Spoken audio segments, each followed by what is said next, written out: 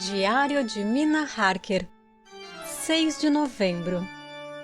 Era fim de tarde quando o professor e eu seguimos em direção ao leste, onde eu sabia que Jonathan estava chegando.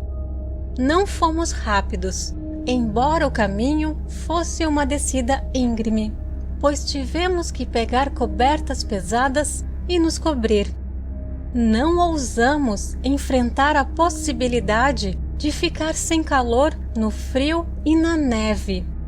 Tivemos que levar algumas de nossas provisões também, pois estávamos em uma desolação completa e, até onde podíamos ver através da nevasca, não havia sequer um sinal de habitações. Quando tínhamos percorrido 1,5 quilômetros, eu estava cansada com a caminhada pesada e me sentei para descansar. Então, olhamos para trás e vimos onde a linha clara do castelo de Drácula cortava o céu, pois estávamos tão profundos no penhasco que daquele ângulo as montanhas dos Cárpatos pareciam estar muito abaixo do castelo. Vimos ele em toda a sua grandeza, empoleirado 300 metros no cume de um puro precipício e aparentemente com uma grande lacuna entre ele e a íngreme montanha adjacente de qualquer lado. Havia algo selvagem e estranho no lugar. Nós podíamos ouvir o uivo distante dos lobos. Eles estavam longe, mas o som, embora vindo abafado através da queda de neve morta, estava cheio de terror. Eu sabia pela maneira como o Dr. Van Helsing estava procurando ao redor que ele estava tentando buscar algum ponto estratégico, onde estaríamos menos expostos em caso de ataque. A estrada difícil ainda nos levou para baixo. Poderíamos rastreá-los através da neve caída. Em pouco tempo, o professor sinalizou para mim. Então, me levantei e me juntei a ele. Ele havia encontrado um local maravilhoso, uma espécie de cavidade natural em uma pedra, com uma entrada como uma porta entre dois pedregulhos. Ele me pegou pela mão e me atraiu. Veja, ele disse, aqui você estará em abrigo, e se os lobos chegarem, eu posso enfrentá-los um por um. Ele trouxe nossas peles e fez um ninho confortável para mim. Pegou algumas provisões e me obrigou a comer. Mas eu não consegui. Até tentar fazê-lo foi repulsivo para mim. E, por mais que eu quisesse agradá-lo, não poderia insistir. Ele pareceu muito triste, mas não me censurou. Tomando seu binóculo do estojo, ele ficou no topo da rocha e começou a procurar no horizonte. De repente, ele chamou. Olhe, senhora Mina, olhe, olhe! Eu me levantei e fiquei ao lado dele na rocha. Ele me entregou seus binóculos e apontou. A neve agora estava caindo mais pesadamente e girava ferozmente, pois um vento forte estava começando a soprar. No entanto, houve momentos de pausa entre a nevasca, e eu pude ver um longo caminho. A partir da altura onde estávamos, era possível ver uma grande distância, e muito longe, além da imensidão branca de neve, eu podia ver o rio deitado como uma fita preta em torções e cachos enquanto ele passava. Direto na nossa frente e não muito longe, de fato tão perto que eu me perguntava como não tínhamos notado antes. Vinha um grupo de homens montados, galopando. No meio deles havia uma carroça, um longo vagão de laita. que balançava de um lado para o outro, como a cauda de um cachorro abanando a cada grande desnível da estrada. Destacados contra a neve como estavam, eu podia ver pelas roupas masculinas que eram camponeses ou ciganos de algum tipo. No vagão havia um grande baú quadrado. Meu coração saltou quando eu o vi, pois senti que o fim estava chegando. A noite agora estava se aproximando e eu sabia que ao pôr do sol, a coisa que estava até então presa lá assumiria uma nova liberdade e poderia, em qualquer uma das muitas formas, frustrar toda a busca. Com medo, me voltei para o professor. Para minha consternação, no entanto, ele não estava lá. Um instante depois, eu ouvi abaixo de mim. Em torno da rocha, ele desenhara um círculo, como o que havia nos abrigado na noite passada. Quando ele completou, ele ficou ao meu lado novamente, dizendo: "Pelo menos você estará segura dele aqui." Ele pegou o binóculo de mim e, no próximo alívio da nevasca, observou todo o espaço abaixo de nós. "Veja!" disse ele. "Eles vêm rapidamente. Estão açoitando os cavalos e galopando o máximo que podem." Ele fez uma pausa e continuou em uma voz oca: "Eles estão correndo para o pôr do sol. Podemos ter chegado tarde demais. Seja o que Deus quiser." Outra nevasca ofuscante veio a nós e toda a paisagem foi coberta. Logo passou, no entanto, e mais uma vez seu binóculo foi fixado na planície. Então veio um grito repentino: "Olhe! Olhe! Veja! Veja! 2 cavaleiros seguem rápido, subindo pelo sul. Devem ser Quincy e John. Pegue o binóculo! Olhe, antes que a neve esconda tudo!" Eu peguei e olhei. Os 2 homens podiam ser o Dr. Seward e o Sr. Morris. Eu sabia, em todo caso, que nenhum deles era Jonathan. Ao mesmo tempo, eu sabia que Jonathan não estava longe. Olhando ao redor, vi, ao norte do grupo que se aproximava, 2 outros homens cavalgando em alta velocidade. Um deles eu sabia que era Jonathan, e o outro deveria, é claro, ser o Lord Godalming. Eles também estavam perseguindo o grupo com o vagão.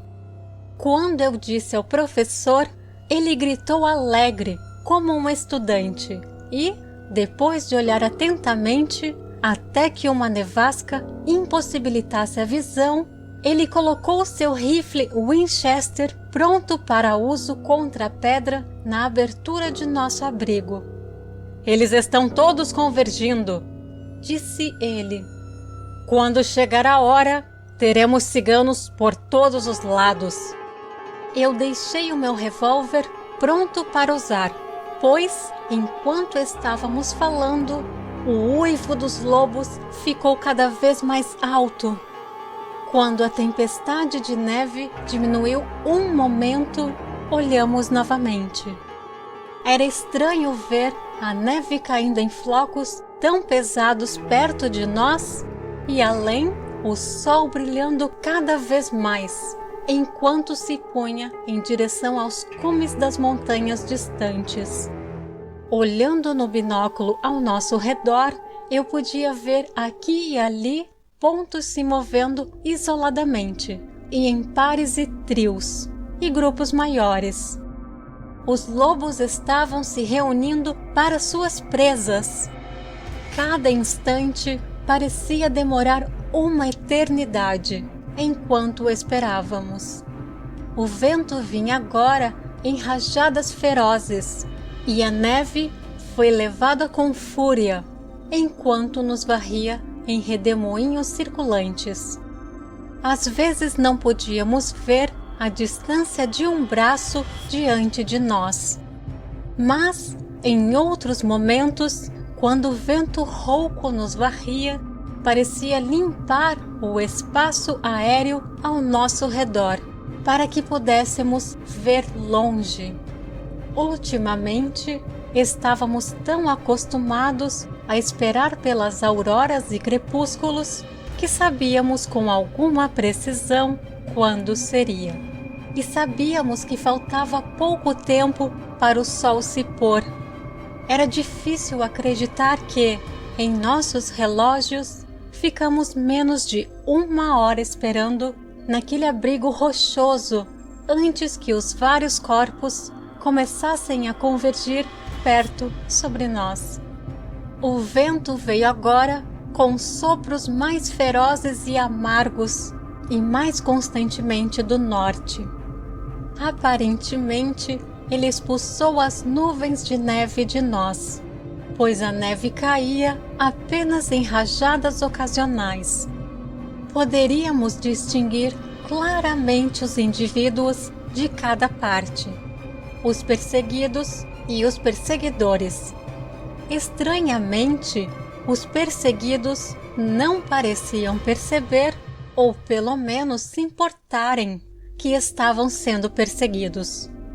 Eles pareciam, no entanto, apressar-se com velocidade redobrada, enquanto o sol caía cada vez mais nos cumes das montanhas. Mais e mais eles se aproximavam. O professor e eu nos agachamos atrás de nossa rocha e seguramos nossas armas prontas. Eu pude ver que ele estava determinado a não deixá-los passar.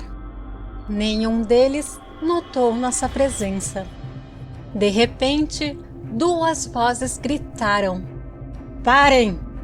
Um deles era o meu Jonathan, em um arroubo estridente. O outro tinha o tom forte e resoluto de comando tranquilo do Sr. Morris. Os ciganos podem não ter conhecido o idioma, mas não havia como confundir o tom, em qualquer língua que as palavras fossem ditas. Instintivamente, eles se reuniram e, nesse instante, o Lord Godalming e Jonathan correram de um lado e o Dr. Seward e o Sr. Morris do outro. O líder dos ciganos, um sujeito de aparência esplêndida, que sentava em seu cavalo como um centauro, os acenou de volta e, com uma voz feroz, deu a seus companheiros alguma palavra para prosseguir. Eles amarraram os cavalos que surgiram para a frente, mas os 4 homens levantaram seus rifles Winchester e, de uma maneira inconfundível, ordenaram que eles parassem. No mesmo momento, o Dr. Van Helsing e eu nos levantamos de trás da rocha e apontamos nossas armas para eles. Vendo que estavam cercados, os homens apertaram suas rédeas e se levantaram. O líder virou-se para eles e deu uma palavra na qual todo homem do grupo cigano sacou a arma que carregava, faca ou pistola, e se manteve pronto para atacar. Tudo isso foi feito em um instante. O líder, com um rápido movimento de sua rédea, jogou seu cavalo para frente e, apontando primeiro para o sol, agora se escondendo no topo da colina, e depois para o castelo, disse algo que eu não entendi. Para responder, todos os 4 homens do nosso grupo desceram de seus cavalos e correram em direção ao vagão. Eu deveria ter sentido um medo terrível ao ver Jonathan em tanto perigo, mas acho que o ardor da batalha devia estar sobre mim e o resto deles. Não senti medo, mas apenas um desejo selvagem e crescente de fazer alguma coisa. Vendo o rápido movimento de nossas partes, o líder dos ciganos deu um comando. seus homens se formaram instantaneamente ao redor da carroça, em uma espécie de tentativa indisciplinada, todos se acotovelando e se empurrando em uma ânsia de executar a ordem. No meio disso, pude ver que Jonathan, de um lado do círculo de homens, e Quincy, do outro, estavam forçando o caminho para a carroça. Era evidente que eles estavam empenhados em terminar sua tarefa antes do pôr do sol. Nada parecia pará-los ou impedi-los, nem as armas apontadas, nem o reflexo das facas dos ciganos na frente, nem o uivo dos lobos atrás pareciam sequer distrair sua atenção. A impetuosidade de Jonathan e a manifesta singularidade de seu propósito pareciam vencer os que estavam à sua frente. Instintivamente, eles recuaram e o deixaram passar. Em um instante, ele pulou no vagão e, com uma força que parecia incrível, levantou a grande caixa e a jogou sobre a roda para o chão. Enquanto isso, o Sr. Morris teve que usar a força para passar em seu lado do círculo dos Tizigani. O tempo todo em que eu estava sem fôlego assistindo Jonathan, eu tinha, com o canto do olho, visto o Sr. Morris pressionando desesperadamente para a frente, e vi as facas dos ciganos piscarem quando ele ganhou um caminho através deles, e eles o cortaram. Ele apareceu com sua grande faca Bowie, e, a princípio, pensei que ele também havia chegado em segurança. Mas, quando ele surgiu ao lado de Jonathan, que já havia pulado da carroça, eu pude ver que, com a mão esquerda, ele estava pressionando sua lateral e que o sangue estava escorrendo pelos dedos. Ele não se deteve apesar disso, pois enquanto Jonathan, com uma energia desesperada, atacava uma extremidade do baú, tentando retirar a tampa com sua faca Kukri, ele atacou a outra freneticamente com sua Bowie. Sob os esforços de ambos os homens, a tampa começou a ceder. Os pregos saíam com um som guinchado e a tampa da caixa foi jogada para trás. A essa altura, os ciganos, vendo-se cobertos pelas Winchesters e à mercê do Lord Godalming e do Dr. Seward, haviam cedido e não fizeram mais resistência. O sol estava quase no topo das montanhas e as sombras de todo o grupo se estendiam longas na neve. Vi o conde deitado dentro da caixa sobre a terra, uma parte dela espalhada sobre ele com a queda rude da carroça. Ele estava mortalmente pálido, como uma imagem de cera, e os olhos vermelhos olhavam com a horrível aparência vingativa que eu conhecia muito bem. Enquanto eu olhava, os olhos viram o sol afundando, e o olhar do ódio neles se transformou em triunfo. Mas, no mesmo instante, veio o golpe e o reflexo da grande faca de Jonathan. Eu gritei quando a vi cisalhando na garganta. Enquanto isso, ao mesmo tempo, a faca Bowie do Sr. Morris mergulhava no coração. Foi como um milagre. Mas, diante de nossos olhos, e quase no aspirar de uma respiração, todo o corpo desmoronou em poeira e sumiu de nossa vista. Ficarei feliz enquanto viver que, mesmo naquele momento de dissolução final, havia um olhar de paz, como eu nunca poderia imaginar que ainda descansasse lá. O castelo de Drácula agora se destacava contra o céu vermelho, e todas as pedras de suas ameias arruinadas estavam destacadas contra a luz do sol poente.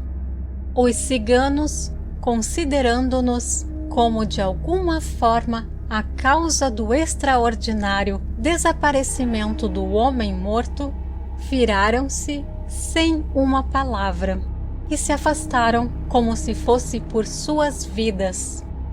Aqueles que não foram montados saltaram sobre o vagão de Laita e gritaram aos cavaleiros para não abandoná-los. Os lobos, que haviam se retirado para uma distância segura, seguiram seu rastro, deixando-nos sozinhos. O Sr. Morris, que havia caído no chão, inclinou-se no cotovelo, segurando a mão pressionada ao seu corpo. O sangue ainda jorrava pelos seus dedos. Eu voei para ele, pois o círculo sagrado já não me detinha mais. Os dois médicos também. Jonathan se ajoelhou atrás dele e o homem ferido deitou a cabeça no ombro. Com um suspiro, ele tomou, com um esforço fraco, minha mão em sua própria mão limpa. Ele deve ter visto a angústia do meu coração no meu rosto, pois ele sorriu para mim e disse: "Estou muito feliz por ter sido de qualquer serviço. Oh Deus!" Ele chorou de repente, lutando para manter uma postura sentada, e apontando para mim, disse: "Valeu a pena morrer. Olhe, olhe."